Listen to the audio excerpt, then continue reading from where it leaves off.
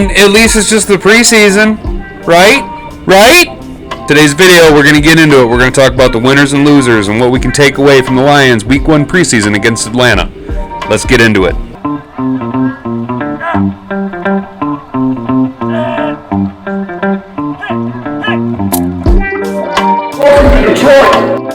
Hey, welcome back to the channel.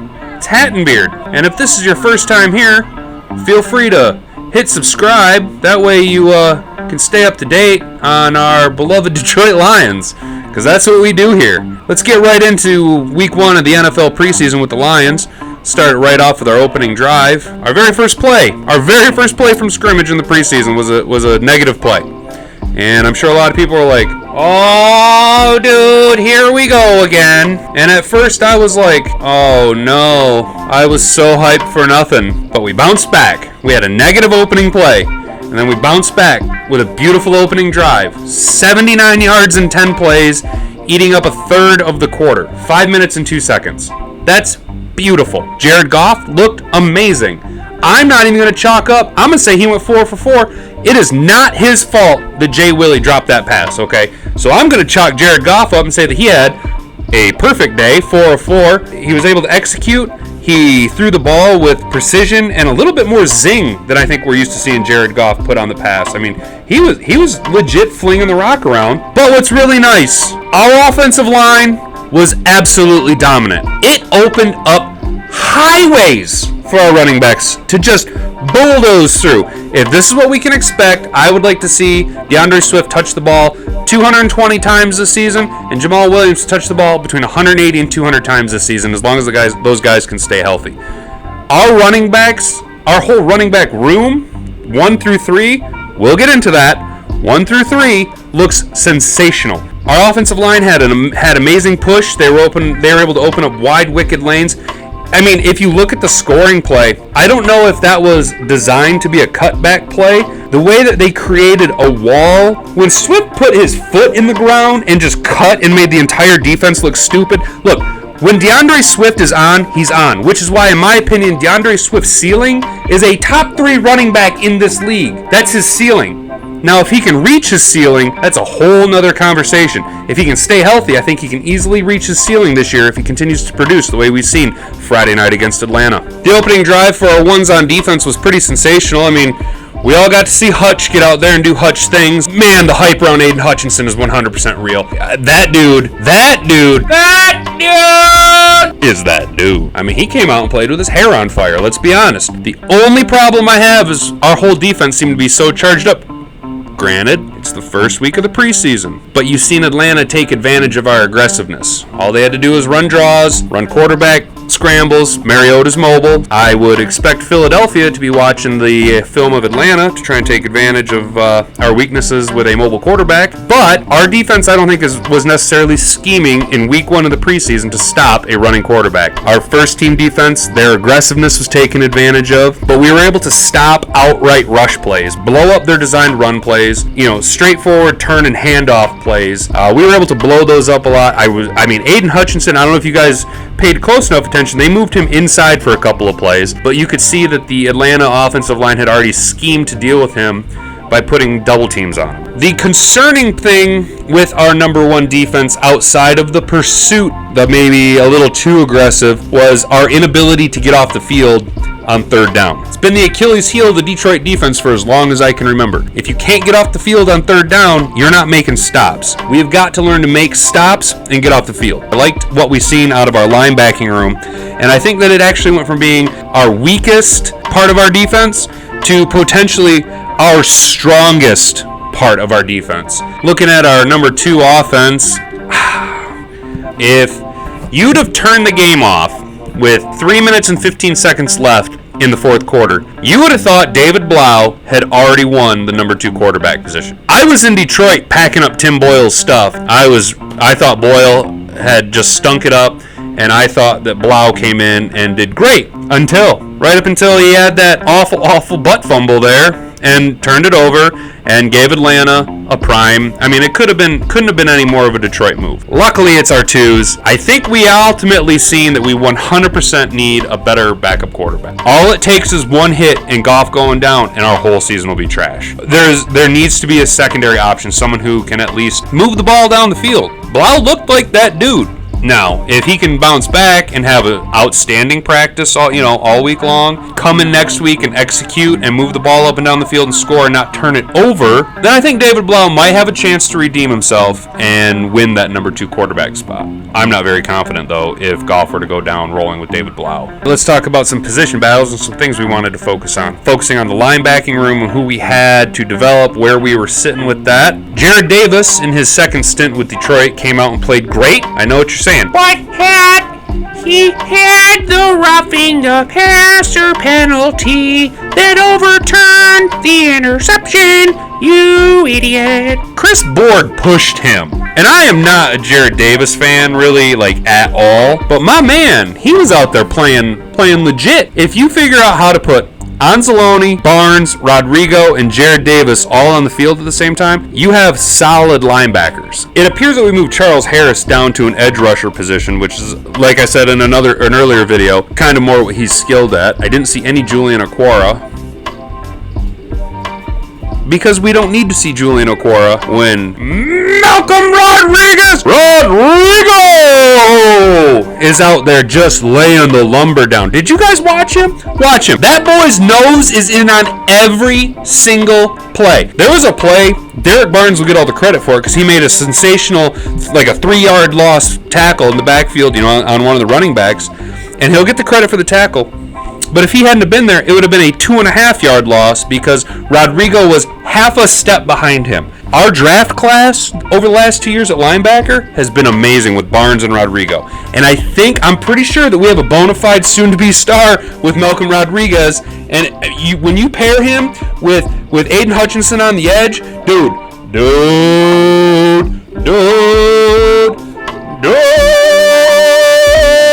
we're going to be sweet.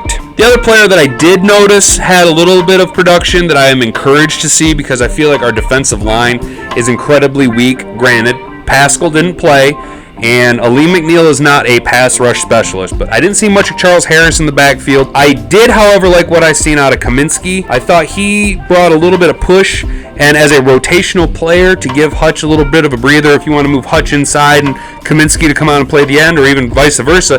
I did like what I seen out of him, and I think there's a lot of potential there as a rotational player in our defense, which in today's NFL, you need to have specialized players and rotational players. Kaminsky is that guy as long as he can stay healthy. It will be a huge benefit to our defense to have him in on the rotation. Our losers on defense, our entire secondary defensive line, all the number 2s on the defensive line, except for Kaminsky, played like crap. They got no push. They filled some holes. We didn't know how much depth there was going to really be there.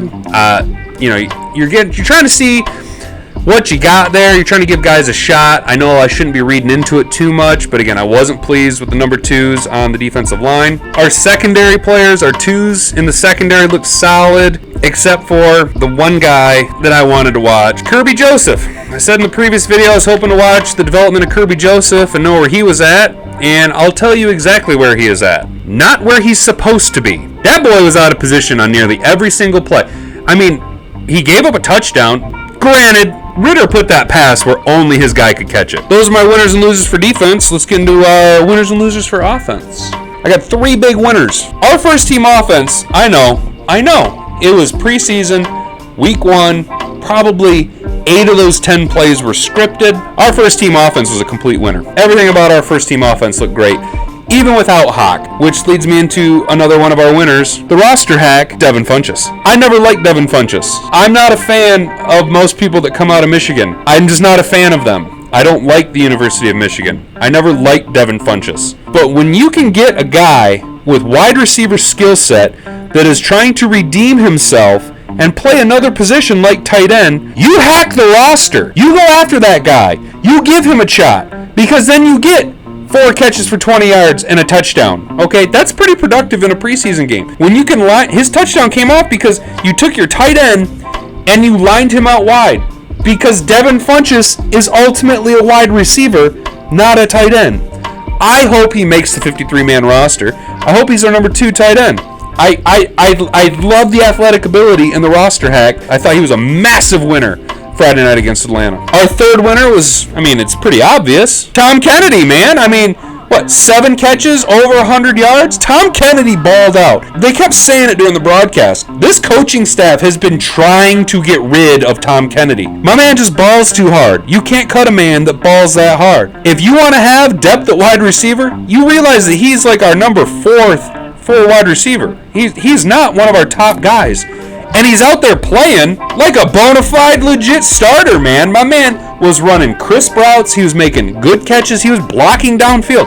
I loved what I seen out of Tom Kennedy. Another player who I would pencil him in on the 53-man roster. I realize that you're probably getting down to the 5 and 6 wide receiver, but I think both him and Trinity Benson deserve to make this roster because Trinity Benson adds I know he had 1 drop on a design screen to him. Trinity Benson had a decent enough game returning kicks and punts and also operating in the wide receiver to add depth at that room without needing to rely on him to be a starter. Between Shark, Amon-Ra, when J-Mo comes back, Tom Kennedy, I think we got a strong wide receiver room. Our losers on offense. The backup QBs. Boyle, what are you doing, man? Blau, what are you doing, man? I don't want to hate David Blau. I want to root for David Blau.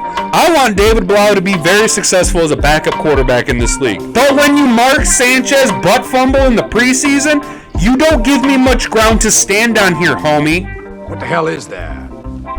What is your motto here? The biggest losers from our offense had to be our backup quarterbacks. They were terrible. They were terrible. Look, man, Devin Funchess was the reason Tim Boyle got that touchdown pass. It wasn't because of Tim Boyle. That was because of Devin Funchess.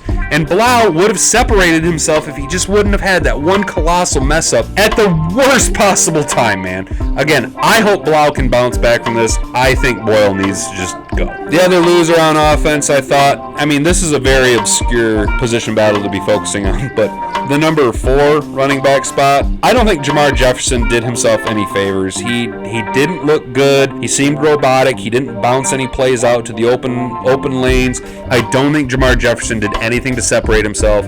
If anything, I think Craig Reynolds solidified himself as the number 3 running back. He had some explosive runs. He had some decent catches out of the backfield. I think in week 2, what we need to see is if Detroit's going to keep 4 running backs, who's going to end up with that 4th position? Is it going to be Godwin Igwebuike because of his special teams ability? Is it going to be Jamar Jefferson because we invested a 6th round pick in him, I think it was last year? Or is it going to be Josh Jackson, the free agent acquisition that came over from San Diego? If I was a betting man, which I am, I would put my money on Jamar Jefferson going to the practice squad. I would put my money on Godwin Igwebuike not making the roster.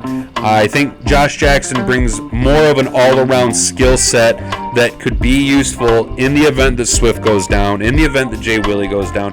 You have somebody with a more similar skill set that's designed for our offense and clearly knows how to execute. He had a little bit more burst in his step. He had a little bit more shimmy and a little bit more shake.